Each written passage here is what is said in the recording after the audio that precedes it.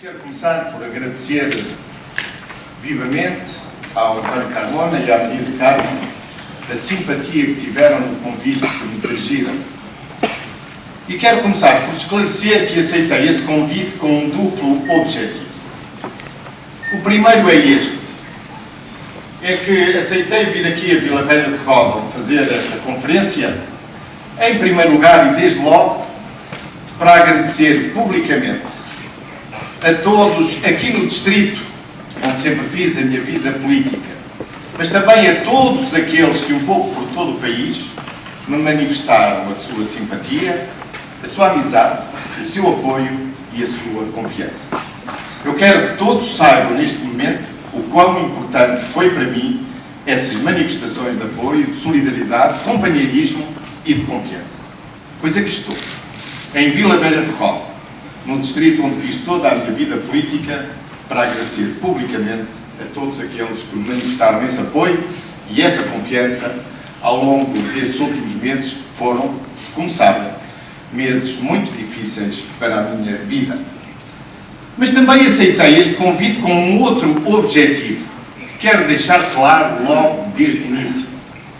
É que eu não aceito o banimento que quiseram fazer-me da vida pública e da vida política no nosso país. E quero deixar claro que todos os meus direitos políticos estão intactos e que tenciono exercê-los. E que, portanto, se alguém passou pela cabeça que eu iria prescindir dos meus direitos políticos e dos direitos de intervenção na política, civicamente, estão equivocados. Não tem.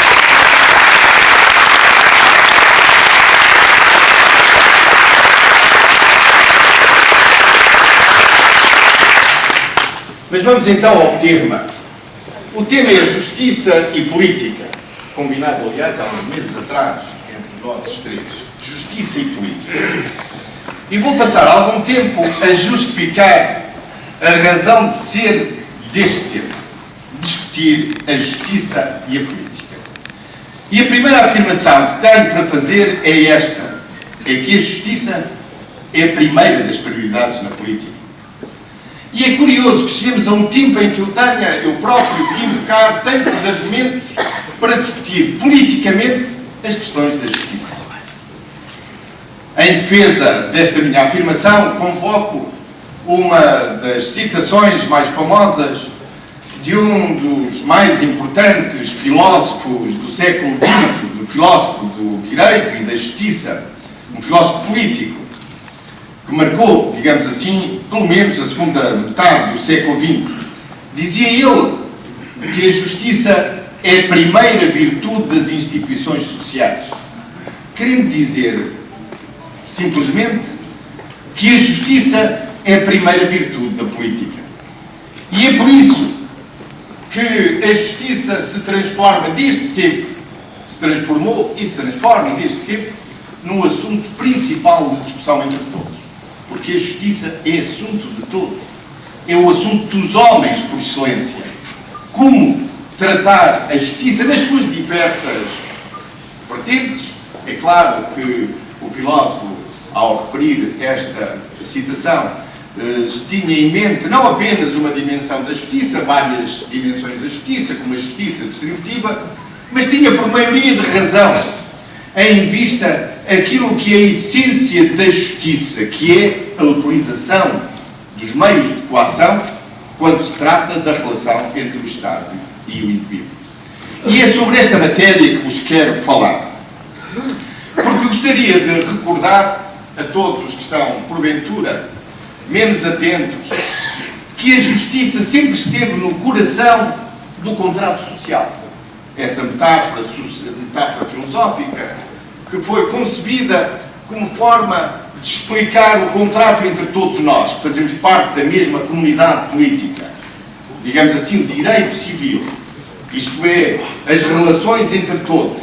Todos fazemos parte de uma comunidade política porque um dia fizemos um contrato entre todos que significou basicamente que cada um de nós abdica de uma parte da liberdade, de uma parte de poder fazer aquilo que entender, para deixarmos o estado da selva, o estado da natureza e para sermos um estado civil.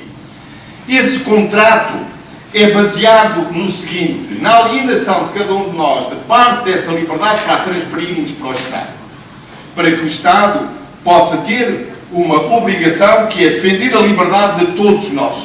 Já que cada um usasse a sua liberdade em pleno, isso poderia conduzir, na expressão de um dos filósofos contratualistas, à guerra de todos contra todos.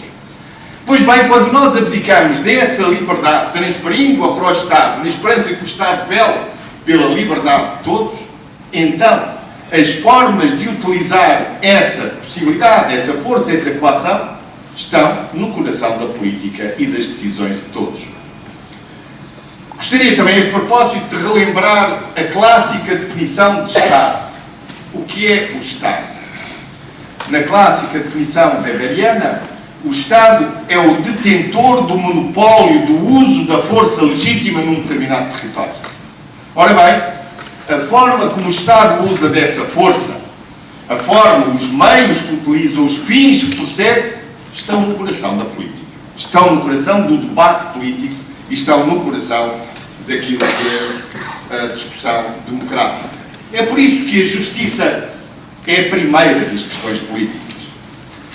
Já perceberam bem ao que me quero referir? E como digo, extraordinários tempos estes, em que temos que tirar tanto do tempo de uma conferência apenas para justificar que temos razão quando queremos discutir justiça e política. Mas quero invocar um outro ângulo, que é este. É que, para discutir justiça e política, é preciso recordar que não há hoje nenhuma teoria geral da democracia, nenhuma concepção da democracia que abdique do seguinte: o valor fundamental de uma democracia, de um Estado de direito democrático, reside na observância dos direitos individuais. Nenhuma das teorias gerais da democracia, que exige, portanto, que se realizem eleições, que todos participem nas decisões, que todos discutam racionalmente as diferentes possibilidades, nenhuma delas abdica deste princípio. Democracia ou Estado de direito democráticos são aqueles Estados em que há limites ao poder do Estado. Há barreiras ao poder do Estado. Condição fundamental para essas barreiras é a observância dos direitos individuais. E quero recordar isto porque isto está no coração do Estado democrático. É por isso que a relação entre Estado e cidadão, entre Estado e indivíduo, está na linha da frente daquilo que são os principais debates sobre a democracia. Até onde é que o Estado pode ir e até onde é que esse Estado pode ir, de que forma é que o Estado pode intervir na liberdade individual, por forma a preservar a liberdade de todos. Por isso, e mais uma vez, a forma como o Estado utiliza esse monopólio da força na sua relação com o cidadão é, sem dúvida nenhuma, a primeira e a essencial discussão política. Tudo isto para concluir aquilo que vocês já intuíram. É que, basicamente, me parece muito pobre, me parece desesperadamente pobre esse argumento segundo o qual há justiça o que é da justiça e há política o que é da política.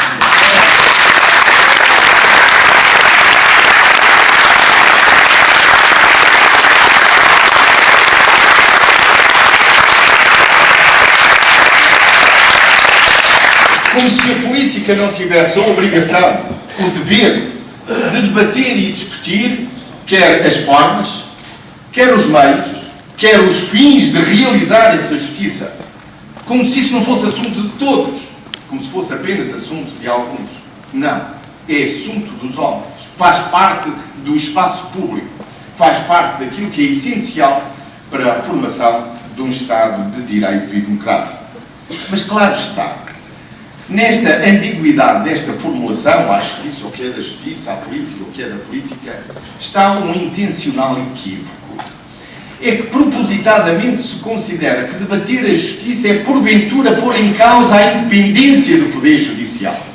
Nada de mais errado. É que a democracia há muito tempo que definiu que a melhor forma de prosseguir a justiça é preservar e defender a independência do Poder Judicial. A independência de tudo, de pressões, até as pressões que se podem exercer do corpo sobre o indivíduo, agente da justiça, a quem nós confiamos a nossa liberdade, seja o juiz, seja o procurador, seja o agente da justiça. Essa autonomia, essa independência é absolutamente vital. Mas isso não quer dizer que não possamos discutir as leis, os meios para atuar, os meios de prosseguir essa justiça, a forma de realizar essa justiça. A discussão sobre as leis, a discussão sobre a forma como são aplicadas, os procedimentos, esses são objeto do debate público, são objeto do debate político e são não apenas objeto desse debate, mas compete aos cidadãos pronunciar-se sobre elas no momento de fazer as suas escolhas. É por isso que este debate e esta discussão sobre justiça está na melhor tradição democrática. Mas para finalizar este ponto, gostaria de invocar mais um ângulo e que diz respeito ao seguinte.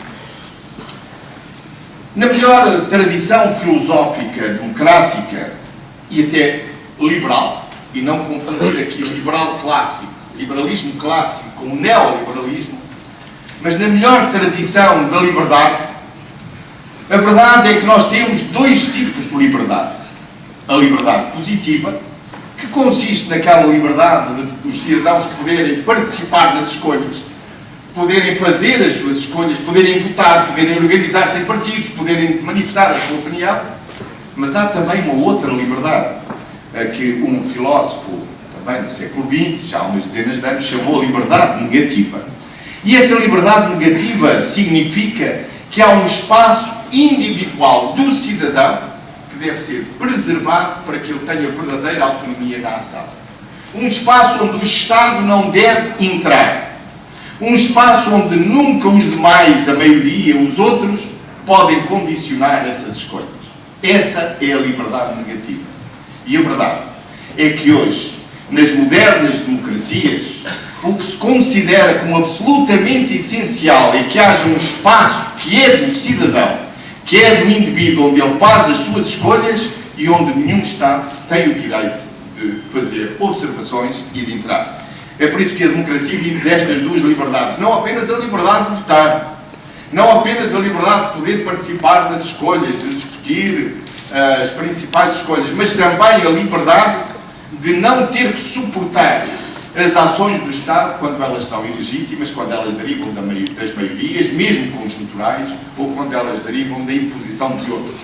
Esse espaço de autonomia individual é hoje considerado por todos como o coração da democracia.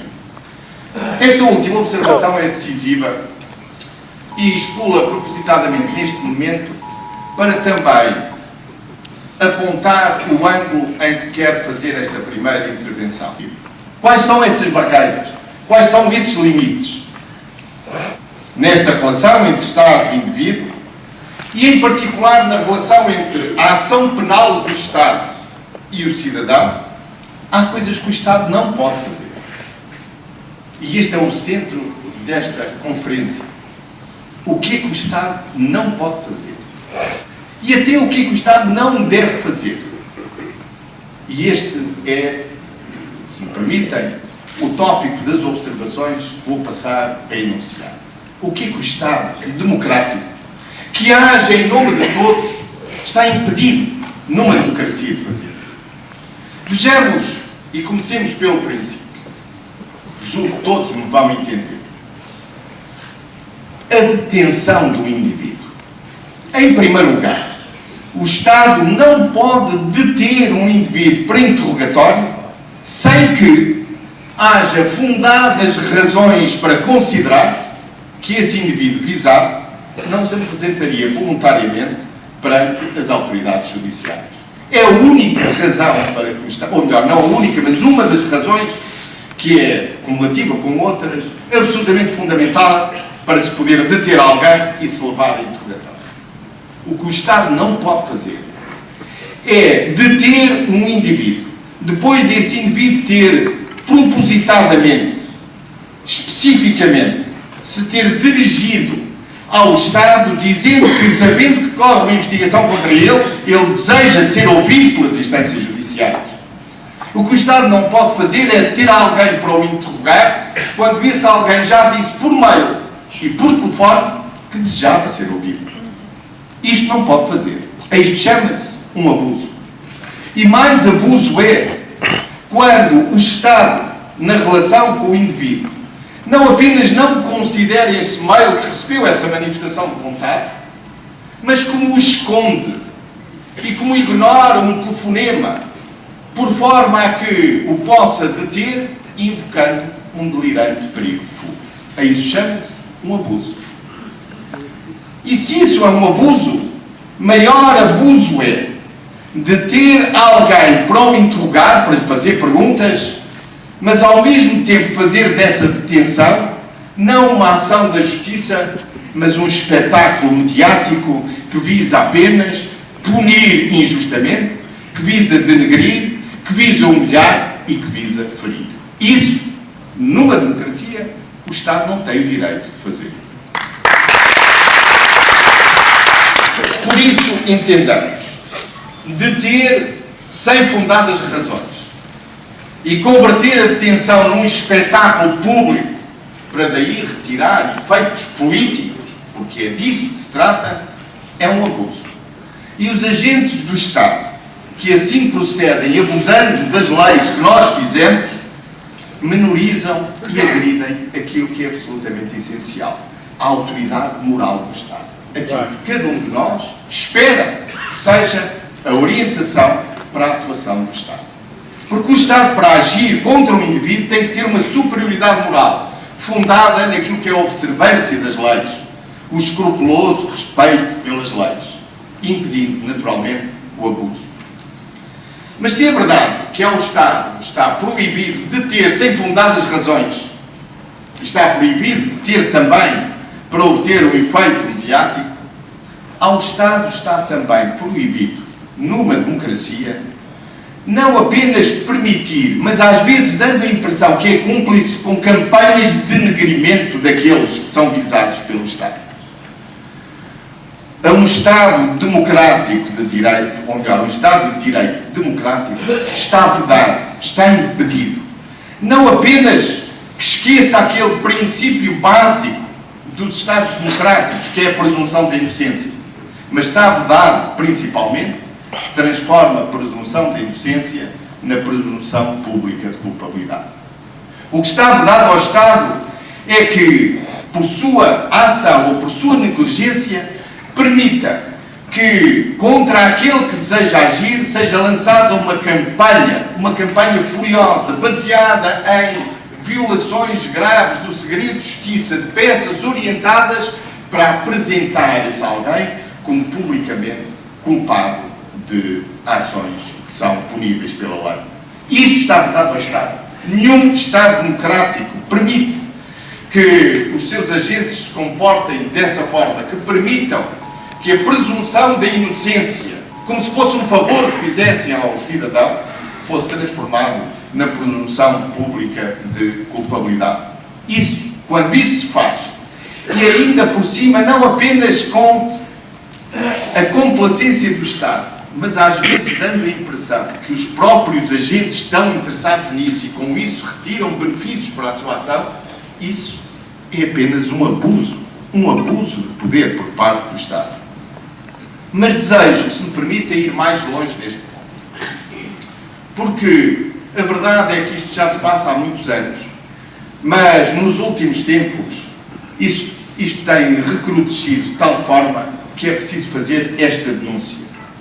É que o que eu verifico, e o que eu verifiquei ao longo destes últimos meses, é que há na nossa sociedade um poder oculto, um poder não transparente, e um poder que se foi organizando em resultado de uma cumplicidade escondida entre alguns elementos da justiça, e repito, alguns elementos da justiça e alguns elementos do jornalismo.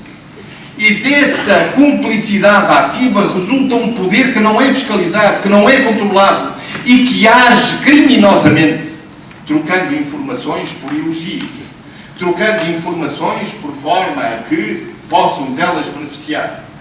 E vejo para aí alguns desses que afirmam que essa obtenção de informações é para efeitos do interesse público. Nada de mais errado. quando esses órgãos de comunicação social que obtêm de forma criminosa essas informações, que sabem que se dirigem contra cidadãos, sabem que é uma atuação criminosa, nesse caso, quando utilizam essa informação, não estão a pensar em interesse público nenhum. Estão apenas a pensar, no seu próprio interesse. Em aumentar as audiências ou aumentar a venda dos jornais. É a motivação final, não é a motivação de nenhum interesse público. É apenas a motivação do interesse próprio. E quando isto atinge a dimensão que nós assistimos no nosso país, é preciso dizer que isto corrompe. Este poder, sim, é um poder corrupto, que corrompe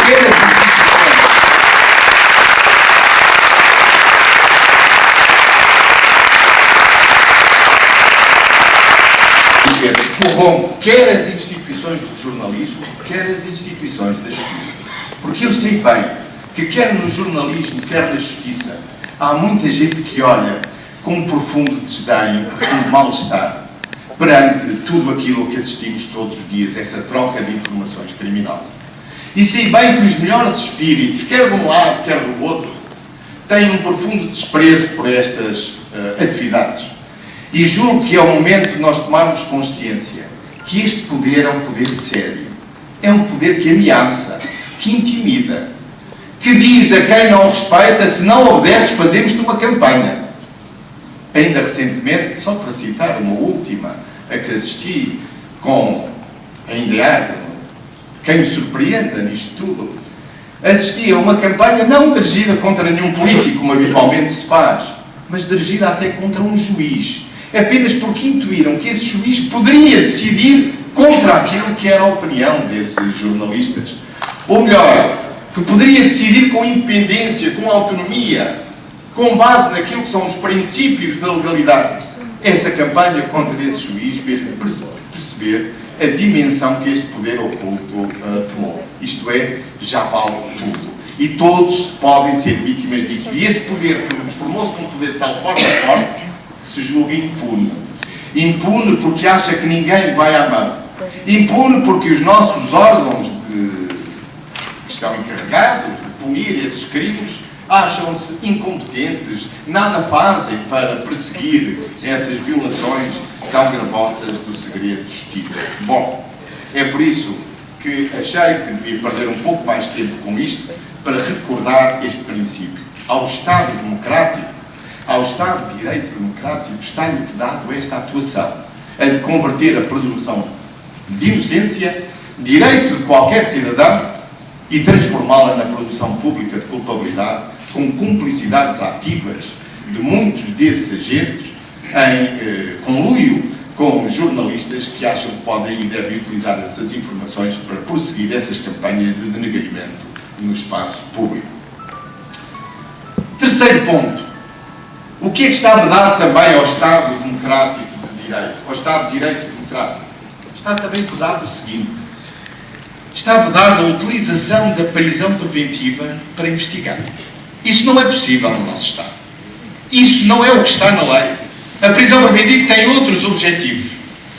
E quando um Estado age contra um cidadão e o cidadão pergunta, faz favor de me dizerem quando, como, em que eu cometi um crime, e o Estado responde, a investigação ainda agora começou, é preciso dizer que a utilização da prisão preventiva como instrumento de investigação é uma violação das normas do Estado de Direito Democrático e é um abuso do Estado de Direito Democrático.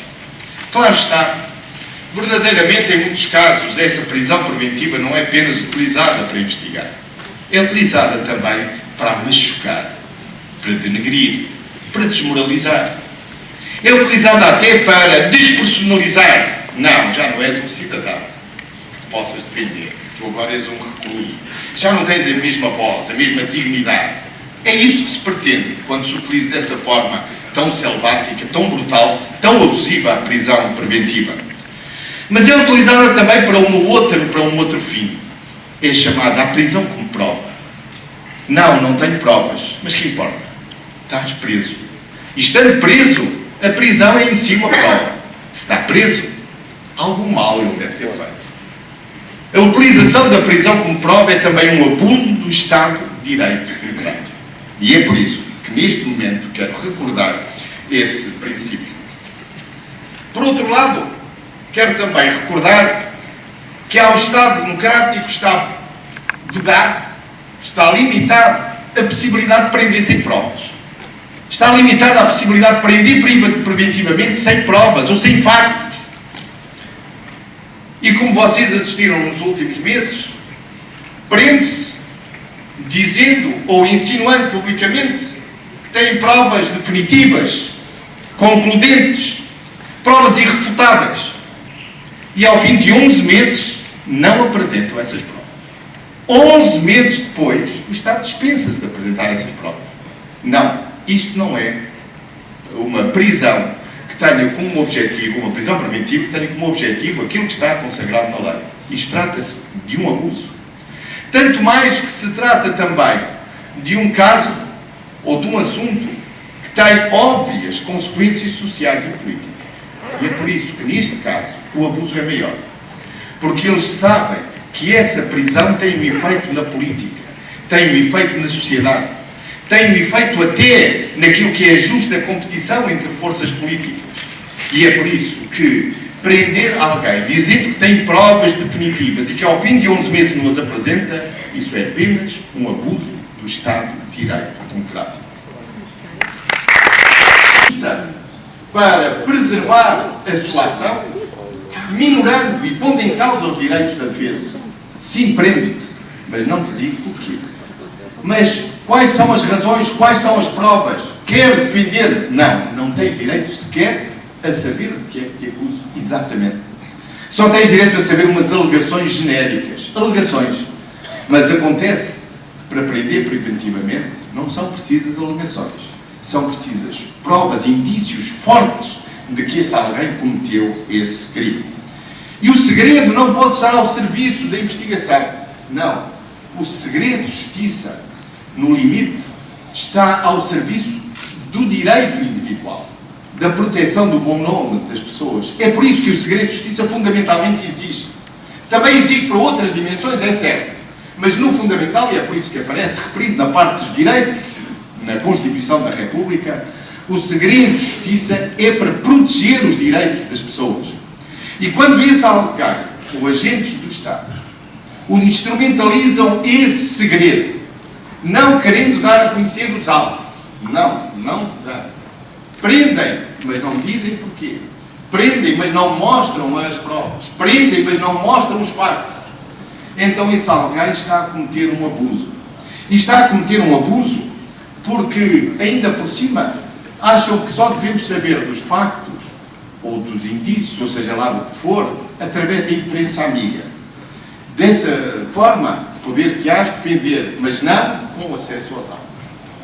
E quando um Estado nega esse direito tão elementar, parece tão elementar, a quem o Estado decidiu prender, que imediatamente devia mostrar-lhe as provas, é isto que temos contra ti, para te poderes defender, para isto ser um processo justo, para ser um processo equitativo.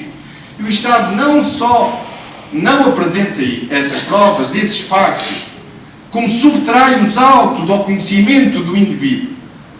E depois de um Tribunal Superior ter declarado isso é ilegal, deve mostrar imediatamente, faz todos os artifícios, usa todos os expedientes para que essa situação continue. Quando um Estado se comporta desta forma, negando os direitos elementares da defesa, e negando já há meses, e travando uma batalha para utilizar expedientes para dilatar no tempo a possibilidade de dar esse salto, esse Estado está-se a comportar como um Estado que abusa da norma, abusa das regras e abusa nos procedimentos. Porque está vedado ao Estado instrumentalizar o segredo de justiça. Por outro lado, um assunto também que me parece que devo abordar é que verdadeiramente eu julgo, não posso afirmar que o Estado não possa ou que não lhe seja permitido prender preventivamente durante 11 meses sem acusação. Mas posso dizer que o Estado não devia prender 11 meses sem apresentar a acusação. Bem sei que me dirão, bom, foi no seu governo que isso se manteve. Isso já era, manteve-se. É certo. Mas agora tenho o dever de vos dizer que um Estado que ao fim de um ano mantém um indivíduo, um cidadão preso sem apresentar acusação, isso dá moral do Estado. E quero, neste ponto, relembrar, ou melhor, evocar aquilo que tem sido muito discutido recentemente. Têm certamente reparado numa campanha pública em Portugal que me é muito simpática, à qual adiro imediatamente. Trata-se da campanha para defender um cidadão luso-angolano que está preso há 4 meses em Angola, com acusação e à espera de julgamento.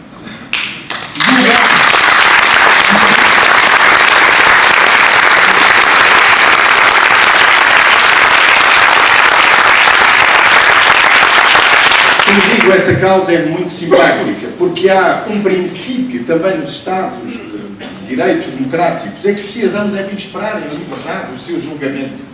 E a prisão preventiva deve ser a todos os títulos excepcional, porque põe em causa desde logo a presunção da inocência.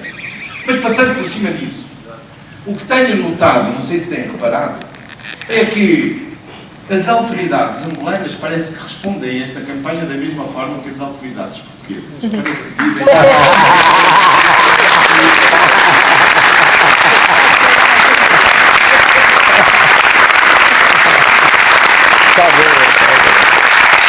Eu quero dizer um pouco mais, porque quero afirmar também que não é apenas esperar em liberdade pelo seu julgamento. O que está em causa nesse cidadão luso-angolano não é apenas esperar em liberdade o seu julgamento. O que está em causa é uma outra coisa. O que está em causa é que a conduta pela qual ele é acusado nunca devia ser criminalmente punível.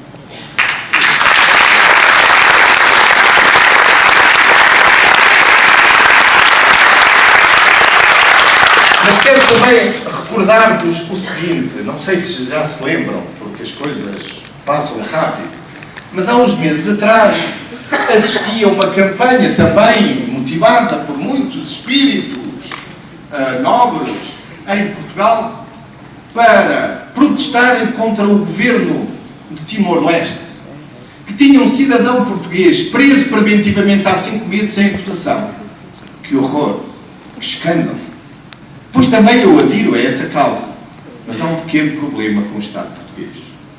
É que o Estado português não tem autoridade moral para reivindicar a libertação de ninguém ao fim de 5 meses de prisão sem acusação, porque mantém cidadãos portugueses presos há mais de 2 anos.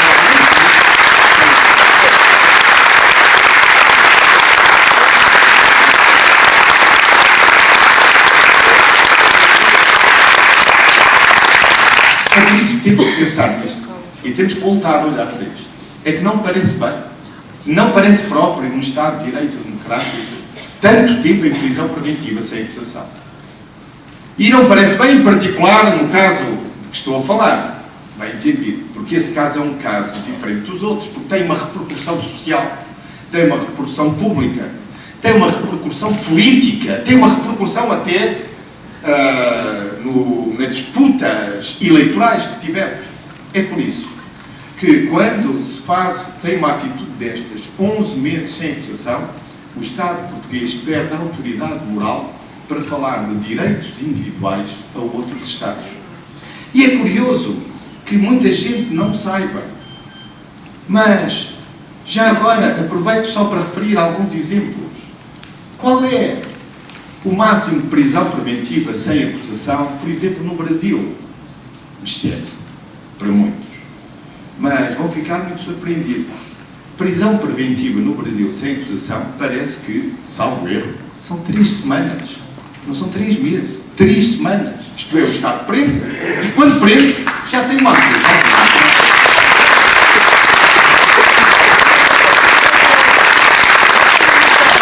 A mesma coisa, aliás, é em Angola. Porque, julgo eu, se não me engano, estes assuntos são muito difíceis de perceber na consulta dos códigos penais dos diferentes países, porque há sempre exceções aqui e ali. Mas julgo eu que o máximo de prisão preventiva sem acusação em Angola é de 3 meses. Bom, isto contrasta com o nosso período de prisão preventiva em Portugal, em circunstâncias excepcionais, bem sei que especial complexidade, isso tudo. Mas a verdade é que nós devemos voltar a olhar para isto como forma de pensarmos se é possível nós permitirmos ao nosso Estado que prenda alguém durante um ano sem lhe apresentar a devida acusação. E se isto não diminui a possibilidade do Estado português ter uma voz também ativa nos direitos humanos, quando acha que um outro Estado está a agir contra um cidadão seu, e nosso também, com abuso. É por isso que nestas discussões vai também para aí um grande farisaísmo, uma grande hipocrisia, porque muitos falam de uns esquecendo os outros. Isto chama-se na filosofia moral o duplo critério. Isto é, tratar a mesma situação, mas com critérios diferentes. Em Angola isso é certamente um abuso. Aqui em Portugal não. Isso em Timor-Leste será certamente um abuso, estar preso, sem acusação, 5 meses, que horror, que escândalo. Mas aqui em Portugal fechamos os olhos. Quero dizer-vos que considero isto muito preocupante na sociedade portuguesa. Porque muitos dos que falavam e dos que se referiam a estes casos sabiam perfeitamente daquilo que é possível fazer-se em Portugal. E por isso este farisaísmo que vai nesta conversa política, este nome farisaísmo, como sabem, é um termo clássico para isto, é um problema sério que o Estado devia enfrentar e resolver. Bem sei que no nosso Estado é possível fazer isto, mas eu acho que não devia ser possível. Devemos rever estes prazos porque eles não estão de acordo com aquilo que são as normas, as ideias, os ideais que todos nós temos de justiça. Quando um Estado age contra um indivíduo, o dever é não apenas não fazer segredo do que tem contra ele, dizer do que tem contra ele, mas apresentar a acusação num prazo rápido, por forma a que ele se possa defender. É por isso que este tempo demais prejudica também a autoridade moral do Estado, que, como veem, está muito presente nas declarações. É claro, também preciso de fazer um parênteses, também para fazer justiça a algumas vozes que na política e na sociedade portuguesa tiveram a coragem de se referir a isto, de se referir não apenas aos casos no exterior, mas também aos casos no interior. Porque a defesa dos direitos humanos não devia ser apenas uma causa da política externa, ou dos direitos individuais, mais propriamente, mas também uma causa da política interna. Deve ser injusto, e corro o risco, e serei certamente injusto, a não referir o nome de muitas pessoas que tiveram coragem de falar. Quero sublinhar algumas, porque também não vi muita televisão ao longo dos últimos meses, com exceção do último mês, esse sim. Mas nos últimos meses não vi muita televisão, mas pude observar que algumas pessoas falaram destes assuntos com desassombro e com coragem.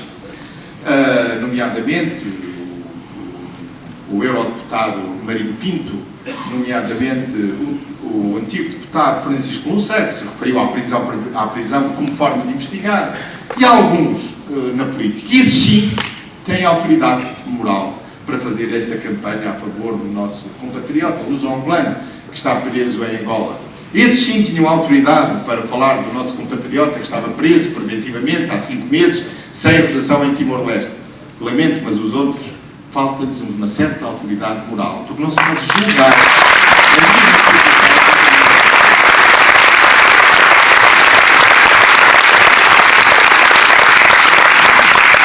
Depois gostaria também de lembrar que há um Estado decente, está vedada a possibilidade de conduzir uma investigação transformando em pura bisbilhotice, pura devassa, pura cuscovilhice.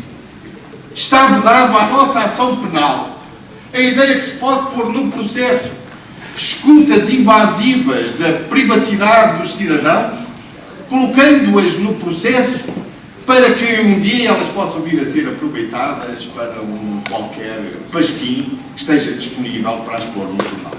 Isso não devia ser possível. Isso é um abuso. Porque parece que é uma norma que todos nós aceitamos, que as conversas de quem está a ser investigado, que não têm relevância criminal, não devem ser transcritas para o processo por razões óbvias. Porque está em causa o bom nome, porque está em causa a privacidade de outras pessoas. E é caso para perguntar, não sei se têm lido os jornais ultimamente, que relevância criminal é que têm as minhas opiniões sobre treinadores de futebol, as minhas opiniões sobre política, ou as minhas relações pessoais. Que relevância isso tem, a não ser que essa investigação seja conduzida justamente com o objetivo de colocar isso no processo, na esperança que um dia um qualquer pasquim o possa pôr na primeira página.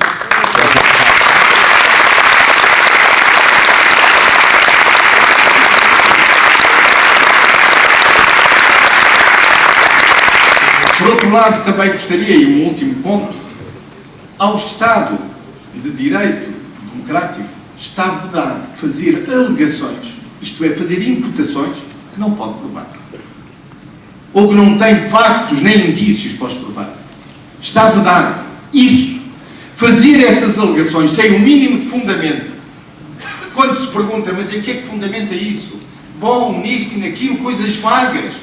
A única coisa que tenho para dizer é que no Estado que se comporta, os agentes que em nome do Estado, abusando dos seus poderes, se comportam dessa forma, esses o que estão a fazer é transformar aquilo que é o seu dever, o dever de alegar, de imputar, numa instrumentalização apenas para insultar e para difamar. Quem faz alegações que não consegue provar, quem faz alegações que não têm nenhuma sustentação, que se limitam a deduções que são completamente, passam por cima de toda a lógica. Talvez para vos dar um exemplo. A faz negócio com B. A é amigo de C. B é amigo de C. Logo, C estava por trás do negócio. Isto é absurdo.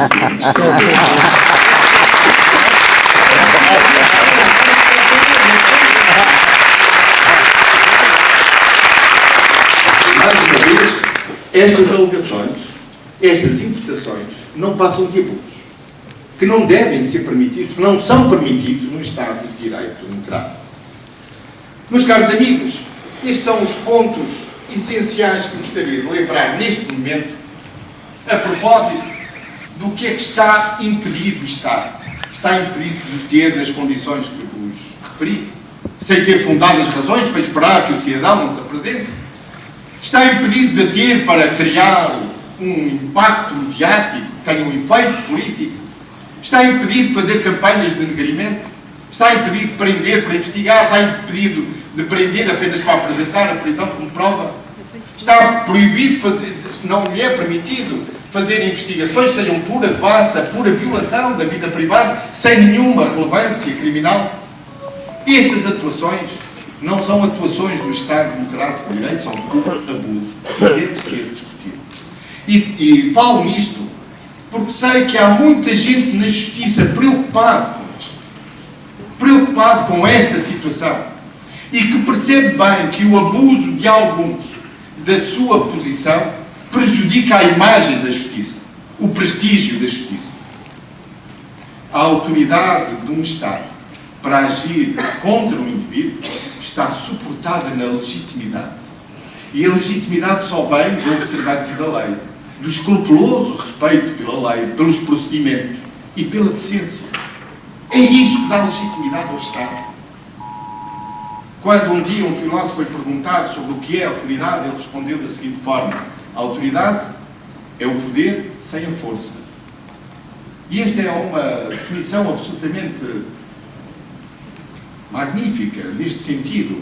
É que realmente o que nos leva a obedecer ao Estado, a obedecer e a conformarmos com a ação do Estado, é a certeza que esse Estado cumpre aquilo que são as leis, cumpre os procedimentos e que procede decentemente e até confere play com equilíbrio, dando oportunidade a todos que se possam defender das suas alegações. Isto é o que é um processo justo.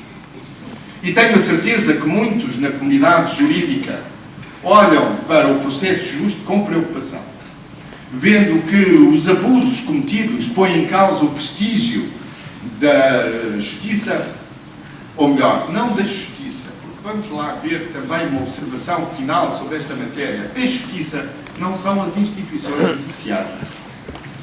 Os organismos da justiça vivem do prestígio que têm, vivem da legitimidade de obedecerem à lei, de obedecerem e se comportarem com respeito pelo cidadão e de transformarem as ações do Estado contra o cidadão em processos justos, em que o cidadão se possa defender e o Estado possa acusar, se é que tem alguma coisa para o acusar.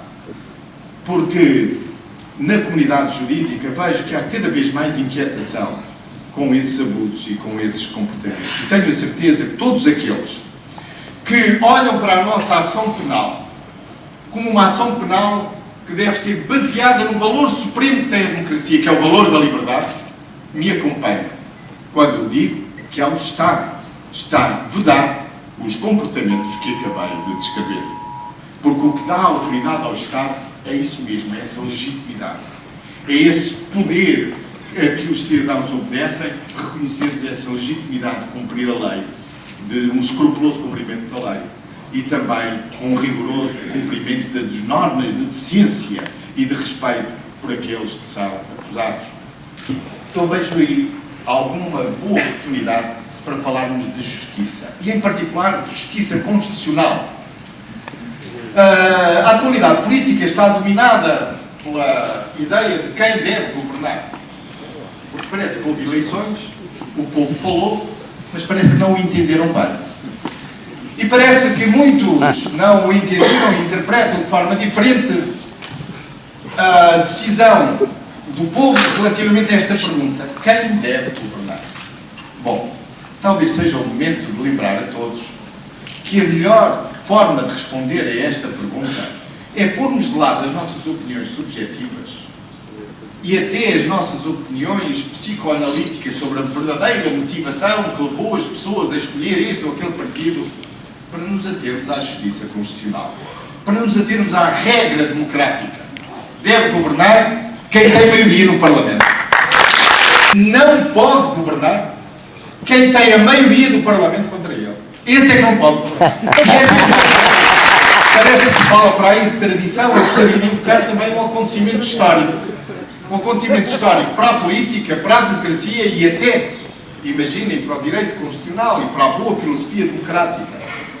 Em 1742, mais de 2 séculos passados, houve um primeiro-ministro inglês que já lá estava há muitos anos, mas que enfrentou uma rebelião no seu Parlamento. Esse primeiro-ministro chamava-se Robert Walpole. E então, para fazer face a essa rebelião, o primeiro-ministro foi ao Parlamento e essa rebelião acentuou-se e os deputados que o contestavam decidiram apresentar pela primeira vez no Parlamento uma moção que ficou designada como uma moção de desconfiança ao governo. Moção de desconfiança. Foi a primeira vez na história parlamentar do mundo que foi apresentada uma moção de desconfiança. Motion of no confidence. E o primeiro-ministro teve que enfrentar essa moção. E essa moção foi aprovada. Em resultado disso, o primeiro-ministro demitiu-se, saiu do governo. E esse episódio histórico levou à consagração de uma regra não escrita na Constituição inglesa. É que não pode governar quem tem a maioria do Parlamento contra ele. É por isso que isto é que é a verdadeira boa tradição democrática, que muitos, e julgo não apenas muitos em Portugal, mas muitos por essa Europa fora, parece que se esqueceram. Porque não sei se repararam também nestes dias surpreendentes, em que tivemos tantos estrangeiros a explicar aos portugueses a forma verdadeira como os portugueses exprimiram e a forma como deviam ser governados. O que é uma coisa absolutamente extraordinária e eu já não via há muitos anos.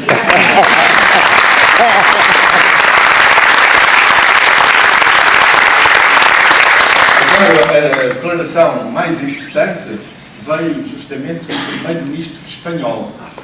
Porque eu já não vi o primeiro-ministro espanhol explicar aos portugueses como é que devem ser governados, senão quando o primeiro conde-duque de Olivares o fez o mesmo com o nosso Filipe III.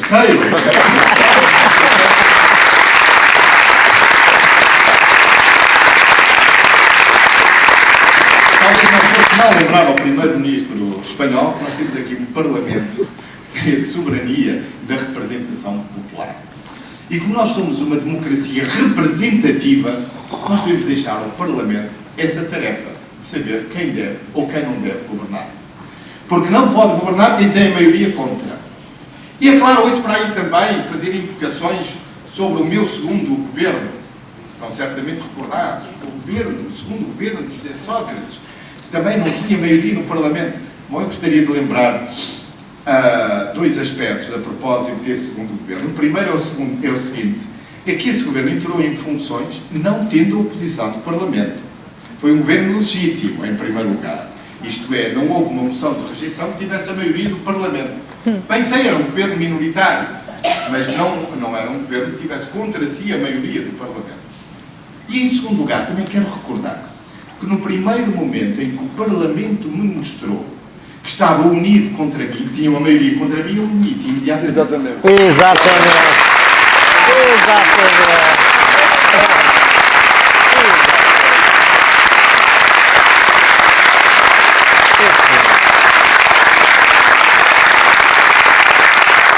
E já agora observe também, porque alguns parecem ter sempre uma memória seletiva, que essa maioria que se formou no Parlamento contra o Governo não foi uma maioria construtiva, não apresentou alternativa nenhuma. Foi uma maioria negativa, uma maioria destrutiva, uma maioria que serviu apenas para deitar o Governo abaixo, para criar uma crise política e para provocar isso. Exatamente. É o chamado PEC 4.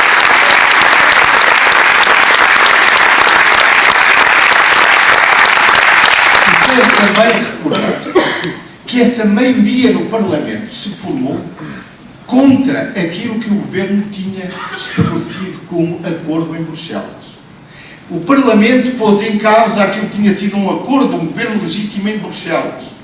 É um acordo, ficou para a história, como chamado PEC 4, quando nós fizemos esse acordo entre o Governo português, a Comissão Europeia, o Conselho Europeu e o Banco Central Europeu. Esse acordo, no meu entender, defendia Portugal da ajuda externa.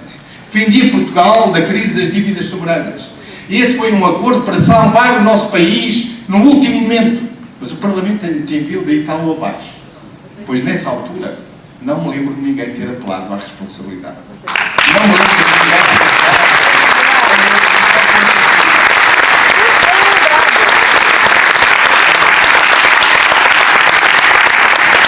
Lembro-me, aliás, de ter visto muita gente apelar a um sobressalto cívico, em suma, a apelar ao voto abaixo. Porque nessa altura não ouvi ninguém dizer, e desculpem que eu lhe vou citar, que houve interesses conjunturais que se sobrepuseram.